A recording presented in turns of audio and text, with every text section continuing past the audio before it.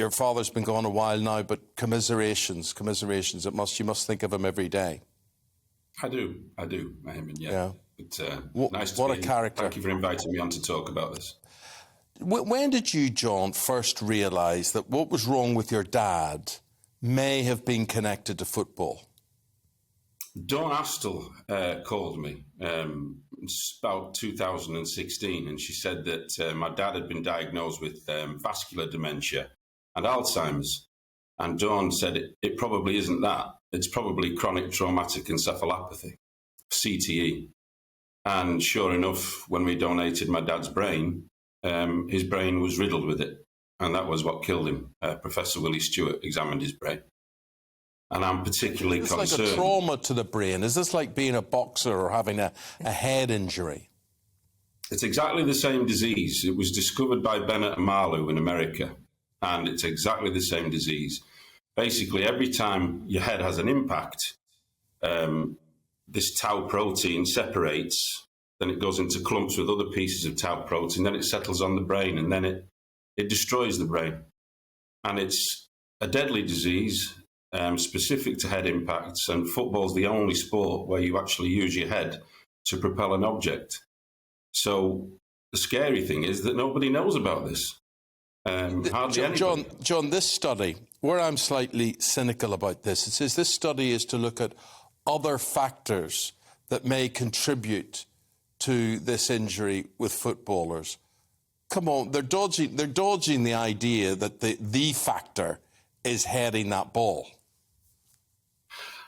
Well, Willie Stewart has my ultimate respect, but I do believe the same as you, Eamon, that heading the ball is what's done the damage. Now, a lot of, like, for example, in the last couple of weeks, I spoke to 2 Premier League champions who've asked if there's any tests that can be done to see if they've been affected already. And hopefully, maybe that might be of use, that they might be able to do some tests to see if they're developing the disease already. But anything Willie Stewart does is always with the best of intentions. But I've started going into schools now because I can't get into clubs to inform people about the CTE. And I bet Harry Kane and Kyle Walker don't know about it. What do you mean? Do they not want to know about it, or do you feel you're being blocked from spreading the word about this? Absolutely being blocked. I've written to all 92 league clubs and the Women's Super League clubs. I've had about 4 responses. And I've had nobody say you can come in and talk to the players. I don't want to stop heading, Eamon. I just want everybody to know the facts of the disease that killed my dad. Now, when it comes to heading, because there's talk about limited heading, isn't there, actually in training, what do you think should actually happen? Because there are people that are saying that heading should be outlawed in football. But we look back hundreds of years. I don't know how your father would have felt about it if he'd been told that. You know, you're a former footballer yourself. How would you feel about there not being any heading whatsoever, just to keep everybody safe? That's not what I'm advocating. Football, heading's such a big part of the game, and it's one of the most spectacular parts. But if I'd have been informed when I was younger that if I went into football, that heading the ball might give me this terrible disease. My father suffered terribly before he died. I definitely wouldn't have headed the ball as much in training, and I wouldn't have played head tennis with my pals, which is what I often did. But they've restricted that with kids, haven't they? As regards Sorry, yeah, well, I think it's under 12s. They've said they can't head the ball, which is great. But what happens when they get to 12, 13? Do their brains become tougher or something? It seems ridiculous to me. Mm-hmm. No. I mean, it's well known in the rugby world, isn't it, as a fear, and I know there's lots of discussion about whether or not tackling should be banned, and certainly I think the same thing happens in schools, that, you know, no contact happens in the game now until much later. Do you think there is, from what you've heard, I mean, I don't know if you do much crossover with the rugby world, but is there a sort of more acceptance that this is a link between dementia now and the contact impact on the head in that particular sport? Well, yeah, I think the rugby is blatantly obvious, and what seems to be happening is that the rugby, they get much fiercer impacts, and they seem to start getting symptoms earlier in the late 30s, 40s. The footballers seem to get it in the late 50s and early 60s. And the other thing that's shocking about they're doing this study, which is great, but there's no help for the families of the suffering players who are in long-term care. they're abandoned, and that's a disgrace.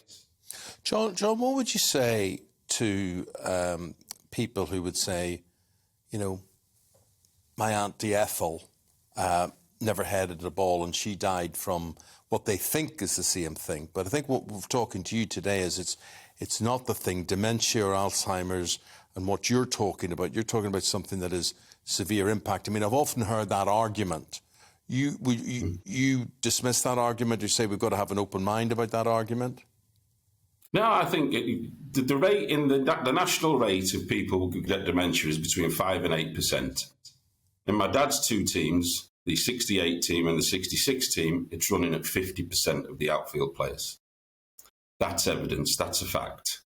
And also, my dad, hardly any brains have been examined for CTE. So it is a completely different thing. And any family who's suffering with dementia, I feel for them because it's a terrible disease. But my dad's disease was chronic traumatic encephalopathy, the same as Jeff Astle and the same as other players whose brains have been examined. And this needs to be made public. Everybody needs to know about the risk of heading the ball. But I don't want it banned, but they've got to do something about it because nothing's being done.